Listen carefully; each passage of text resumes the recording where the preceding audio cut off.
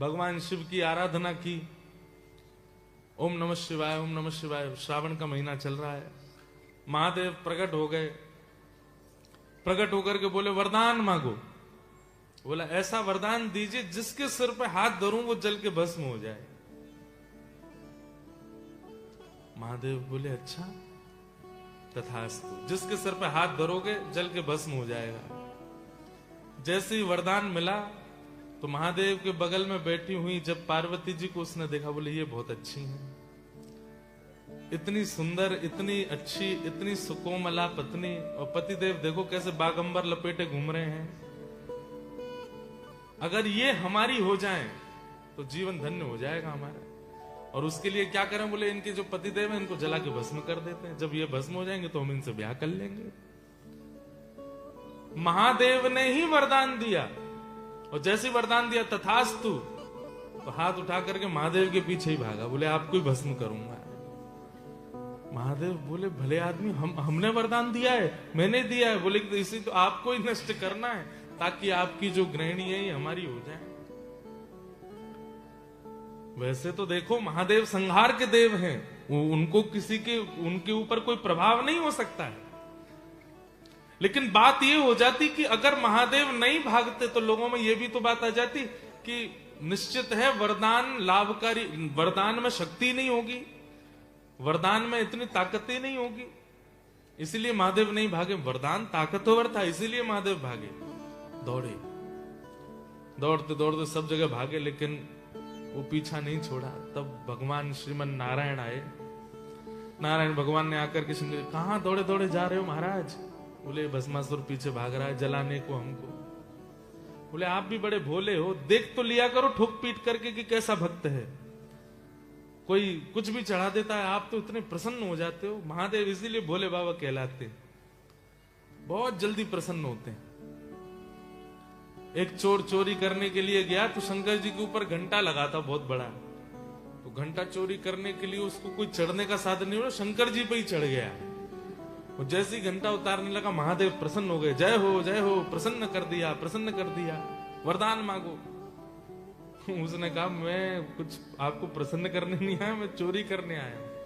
नहीं नहीं, दुनिया दूध चढ़ाती है, दुनिया केला चढ़ाती है, धतूरा तुमने खुद को ही चढ़ा दिया मेरे ऊपर।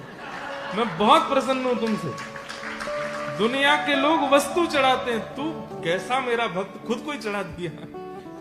इसलिए बड़े भोले बाबा हैं भोलेनाथ। अभी श्रावण का महीना भी चल रहा है,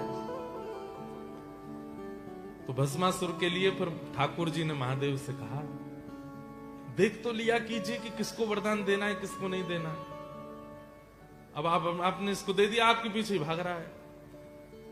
ठाकुर जी बोले अब आप रुको, हम देख के आते हैं इसको। एक ब्राह्मण का रूप बना करके गए, भस्मासुर के सामने जाके खड़े हो गए। ब्राह्मण को आते देख भस्मासुर बोला रास्ते से हट जाओ, मेरे को भागने दो, मैं जला के। बोले भाई मेरी बात सुन, कहां भाग रहे हो तुम? बोले मुझे जला के भस्म करने की शक्ति मिली है, इन्हीं को जला के भस्म करूंगा। ब्राह्मण जोर से हंसने लगा। बोले यही वरदान दिया कि जिसके सिर पे हाथ धरोगे वो जल के भस्म हो जाएगा? बोले हाँ। बोले मुझे भी दिया था 10 साल पहले, कुछ नहीं हुआ। खूब धर धर के देख लिए मैंने हाथ, कुछ भी नहीं हुआ।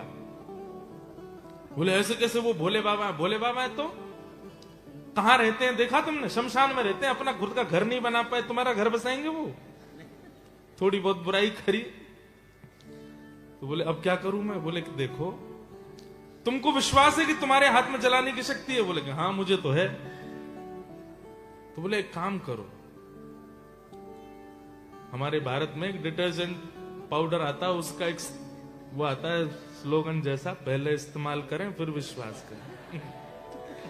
तो ठाकुर जी बोले पहले प्रयोग करके तो देख लो। बोले प्रयोग कैसे करो? बोले अपने सिर पे हाथ धर के देखो, अगर तुम जल जाओ तो भस्मासुर बोला मैं जल ही गया तो फिर क्या करूंगा मैं? बोले नहीं, देखो आग लगने से पहले चिंगारी तो निकलेगी, आग लगने से पहले गर्मी तो लगेगी, आग सीधे थोड़ी कि सीधे अग्नि प्रकट हो जाएगी, कुछ तो होगा उससे पूर्व। बोले हाँ। बोले जैसे ही कुछ होगा तो फिर तुम अपना हाथ हटा लेना, धीरे धीरे हाथ नीचे धर के देख लो। चलो रखो। भस्मासुर बोला देख लो। बोले रुको मैं पानी की बाल्टी लेके खड़ा हूं, जलोगे तो मैं डाल दूंगा। तुम करो। भस्मासुर खड़ा हो गया। बोले गर्मी लगी? बोले नहीं नहीं, नीचे करो। और नीचे किया। बोले अब लगा थोड़ा गर्म? बोले नहीं लगा। नीचे करो। इतना ऊपर के लिए। बोले अब लग रहा गर्म? बोले तुम धरे ही लो, मैं कह रहा हूं कुछ नहीं होगा। जैसे ही भस्मासुर ने अपने सिर पे हाथ धरा, जल के भस्म हो गया, राख बन गया। शंकर जी आए, बोले बहुत कृपा आपकी जो बचाए। बोले अब याद रखना, आज के बाद ऐसे भागे भागे आवे तो इतनी जल्दी कृपा करने की आवश्यकता नहीं है। ऐसे बोले बाबा। तो भस्मासुर कौन सी कैटेगरी का भक्त है? तामसी। तामसी भक्त को एक कैटेगराइज और कीजिए कि ये केवल अपनी जरूरतों के लिए ही ठाकुर जी को याद करता है। वैसे इसको नहीं पता कि कहां भगवान है, कहां ठाकुर जी हैं, कहां क्या चल रहा है। केवल जब इसको इच्छा होती है, जब इसका कोई काम अपूर्ण पड़ा होता है, तो ये सबको फोन कर करके पूछेगा ब्रिस्बेन में कोई मंदिर है क्या? हनुमान जी कहीं बैठे हैं क्या? कहीं चोला वोला चढ़ता है क्या? शनि ये सोमवार आ रहे हैं, दूध चढ़ाने की कहीं व्यवस्था है क्या? बोले आज तक तो तूने पूछा नहीं, अब क्या हुआ? अरे एक पंडित जी बोल रहे थे, लाइव वीडियो में यूट्यूब पर देखा, पता चली है कि उससे डॉलर वॉलर बढ़ेंगे थोड़े से। ये तामसी भक्त है। महादेव की बात हुई, 2 मिनट प्रणाम करो। सब लोगों को रुद्राष्टकम याद है? नहीं है तो अपने फोन में खोलो, गूगल पे खोल के गाओ। नमामि शमीशा निर्वाण रूपम विभुम व्यापकम ब्रह्म वेद स्वरूपम। नमामि शमीशान निर्वाण रूपम विभुम व्यापकम ब्रह्म वेद स्वरूपम। निजं निर्गुणं निर्विकल्पं निरीहं चिदाकाशमाकाशवासं भजेऽहम्।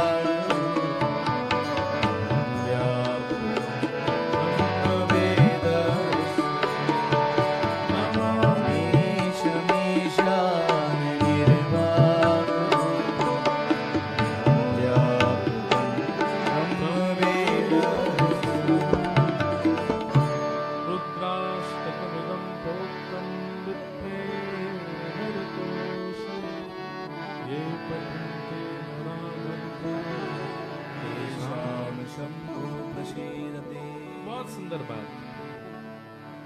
महादेव स्वयं शक्तिमान है, तो फिर भस्मासुर को भस्म करने के लिए नारायण की आवश्यकता क्यों पड़ी? आप लोग अनुभव करेंगे,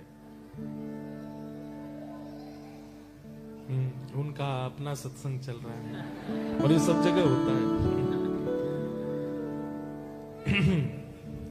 बहुत ध्यान से सुनिएगा। आप कभी शिव महापुराण का अगर पाठ करते हैं तो आपको ऐसा लगेगा कि महादेव सर्वोपरि हैं, इनसे सब नीचे।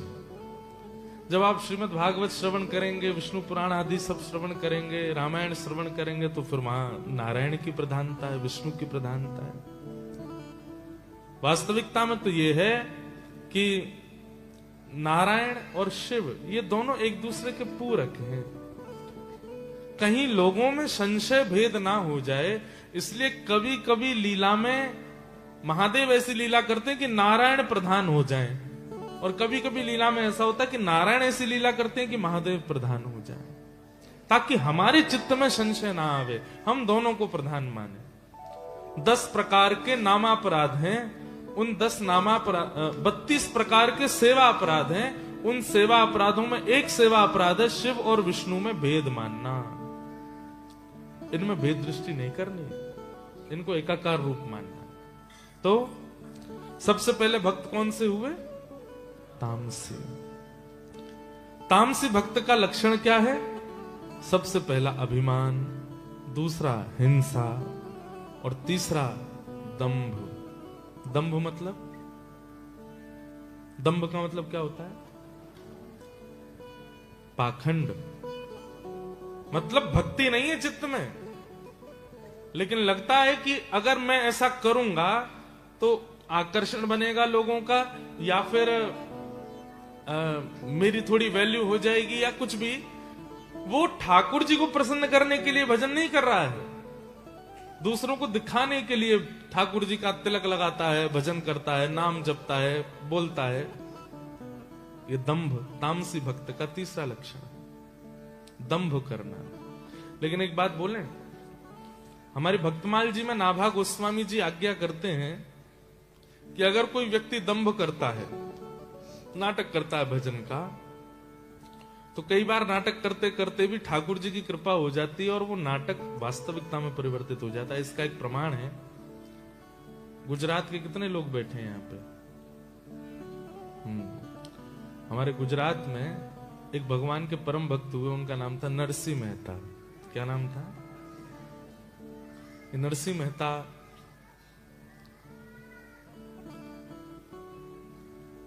बड़े अच्छे भक्त हुए। आज ही एक गुजरात के वैष्णव हैं, उन्होंने दीक्षा ग्रहण की और नरसिंह मेहता के सुंदर सुंदर पद गुजराती के हमको प्रदान किए। तो एक गुजरात में नाट्य कला होती थी, मंच पर कुछ लोग नाटक करते थे, लोगों को हंसाने के लिए, आनंद कराने के लिए। तो उसमें एक व्यक्ति था, वो नरसिंह मेहता जी का चरित्र रोल प्ले करता था।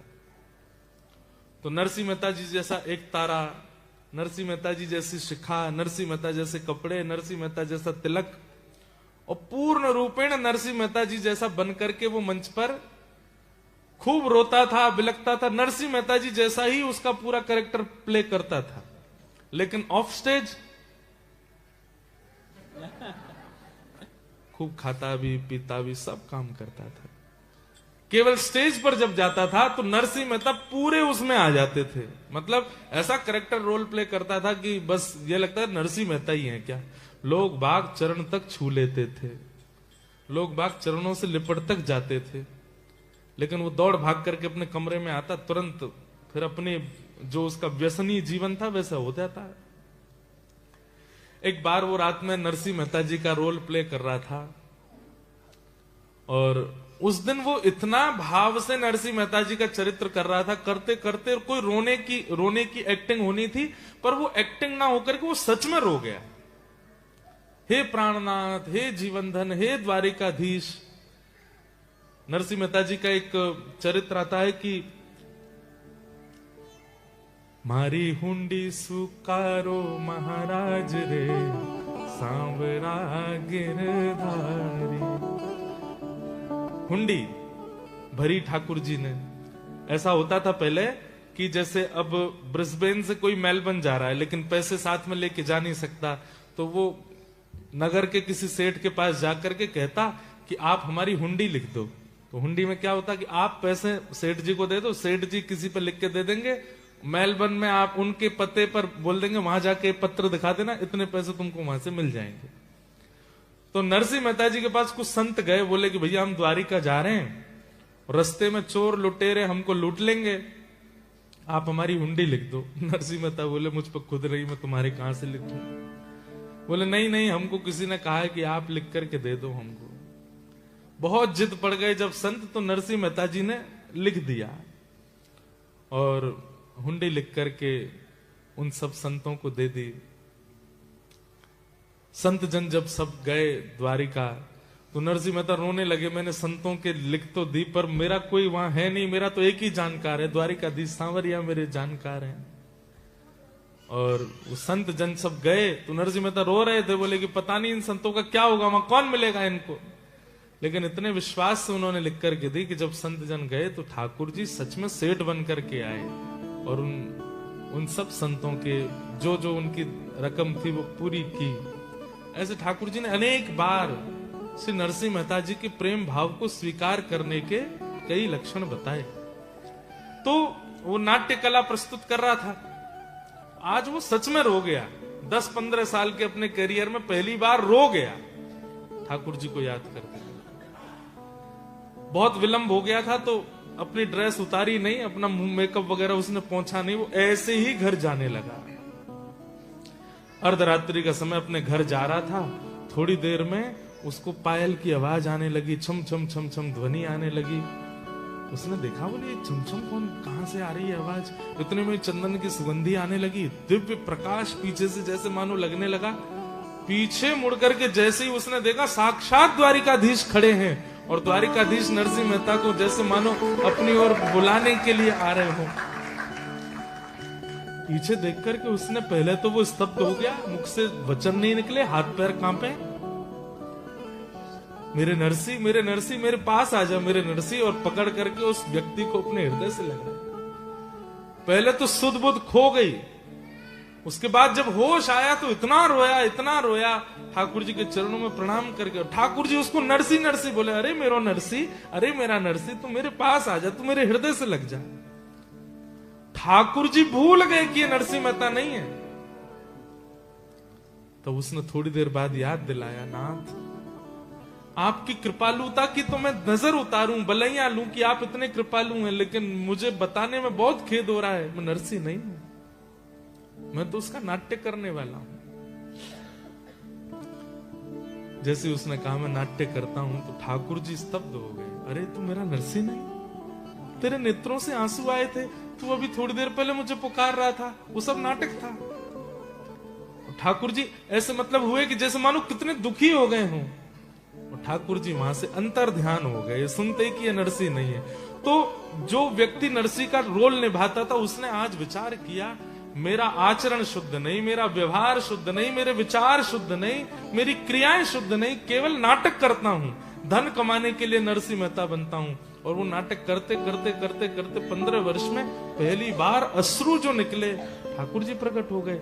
यदि 15 वर्ष में वास्तव में नरसिंह मेहता जैसा आचरण किया होता तो आज मुझे क्या प्राप्त होता। आज मुझे ठाकुर जी अपने संग लेकर के चले जाते, जीवन के इस चक्र में मुझे फंसना ना पड़ता। और उसी दिन उसने अपने सारे व्यसनों का त्याग किया और फिर वो जीवन भर नरसिंह मेहता जी की तरह ही रहा। ठाकुर जी ने एक क्षण दर्शन। तो अब इस भाव में दंभ को तामसी भक्त कहा गया, लेकिन कई बार दंभ करने वाले पर भी अगर हरि अनुग्रह हो गया, ठाकुर जी अगर प्रसन्न हो गए, तो दंभ करने वाला भी स्वीकार किया जा सकता है। इसलिए यहां पे एक छूट मिल सकती है आप लोगों को कि भले ही पाखंड से सही करो तो सही, भजन ही करो, गलत काम मत करो, गलत आचरण मत करो, कम से कम तिलक ही लगा लो, नाटक में ही लगा लो। क्या पता लगाते लगाते लगाते कभी ठाकुर जी रीझ गए तो। दंभ,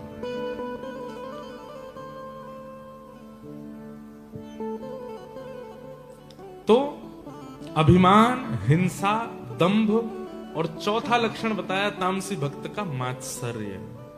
क्या बताया? मात्सर्य का मतलब क्या होता है? ईर्ष्या। क्या होता है?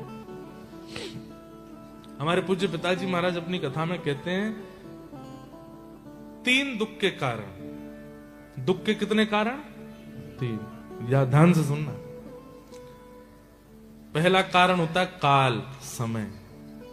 कई बार समय दुख लेके आता है। हमने कुछ गलत किया नहीं, लेकिन समय ही ऐसा चल रहा होता है कि दुख आता है। और इसमें भी होता है कि समय का दुख ये भी कह देते हैं कि भाई पूर्व जन्म का प्रारब्ध हम भोगना, चलो ठीक है वो छोड़ो। अभी कोरोना काल आया था, वो भी तो समय का दुख है। एक साथ सब दुखी हुए थे, उस समय कोई प्रसन्न नहीं था। तो कभी कभी दुख का कारण क्या होता है? समय। दुख का दूसरा कारण होता है कर्म। जैसा करोगे वैसा भोगना पड़ेगा। आप नहीं बच सकते, नहीं बच सकते, नहीं बच सकते। अगर आपने कुछ किया है गलत, चाहे कितने आप उसके प्रायश्चित कर लो, भोगना तो पड़ेगा, उससे नहीं बच सकते। हां, ये हो सकता है कि भजन मार्ग में आने से, स्वयं को परिवर्तन करने से, अपनी गलतियां स्वीकार करने से, स्वयं का जीवन शुद्ध करने से, जो पहाड़ गिरने वाला था प्रारब्ध के रूप में, अब वो कंकड़ बन के गिरेगा, लेकिन गिरेगा जरूर। वो पहले चोट इतनी देने वाला था, अब इतनी देगा, लेकिन देगा जरूर। तो कर्म लौट करके आता है। तो दुख का पहला कारण काल, दुख का दूसरा कारण कर्म, और दुख का तीसरा कारण स्वभाव। किसी किसी के स्वभाव में ही दुख होता है। उनको कितना भी अच्छा करके दे दो, कितनी भी उनके लिए तुम योग्यताएं कहो, फिर भी दुखी ही रहते हैं। भोजन कैसा बना? हाँ, रोटी बढ़िया बनी, चावल अच्छे बने, सब्जी अच्छी बनी, फिर क्यों मुंह बना हुआ है? पानी ठंडा नहीं है। ठंडा पानी पीने की आदत है मुझे इसी बात से दुखी है। 5 स्टार होटल में रुके, सुबह उठे दुखी बैठे। क्यों भाई, क्या बात है? तकिया अच्छी नहीं थी, सब बढ़िया था, प्लो अच्छी नहीं थी। इसी बात से दुखी है। छोटी छोटी चीजों पर नाराज हो जाते हैं, छोटी छोटी चीजों से दुखी हो जाते हैं। ये स्वभाव से दुखी, इनके स्वभाव में दुख है। ये पूरे कार्यकाल में, पूरे अपने उस नियोजन में ये नहीं देखते अच्छा क्या हुआ, ये देखते बुरा क्या हुआ था। आप ब्याह में गए थे भारत, सब बढ़िया हुआ? हाँ बढ़िया था, ठीक था, फिर क्यों इतने दुखी क्यों लग रहे हो? लिफाफा बहुत कम बनाया हमारा इसीलिए दुखी हूं। गुलाब जामुन में टेस्ट नहीं था, ये दुखी है। ये कोई दुख के कारण होते हैं? इतने भरे संसार में उनके दुख का कारण चींटी सा, और उसी से दुखी रहते हैं। तो तीसरा दुख का कारण क्या है?